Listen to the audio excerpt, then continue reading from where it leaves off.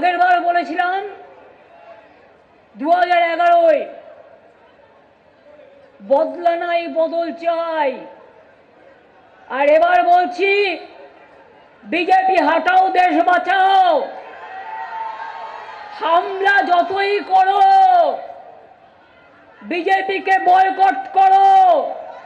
BJP আসলে মাছ খেতে দেবে না, মাংস খেতে দেবে না, ভাষায় কথা বলতে দেবে না, ছাতু খেতে দেবে না, কোনো রাজ্যেই কিছু খেতে দেবে না, বাজার বন্ধ করে দেবে, বুলডোজার চালাবে।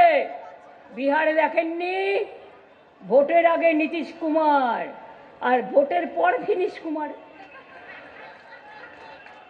দেখেননি ভোটের আগে 10,000 আর ভোটের পরে বুলডোজার। এখন বলছে টাকা ফেরত দাও, সুদ সমেত। বলে আপনি আগে ফেরত দিন, যত টাকা ধান করেছেন বাইরে থেকে আর উপহার নিয়ে আসছেন। আর কি করছেন?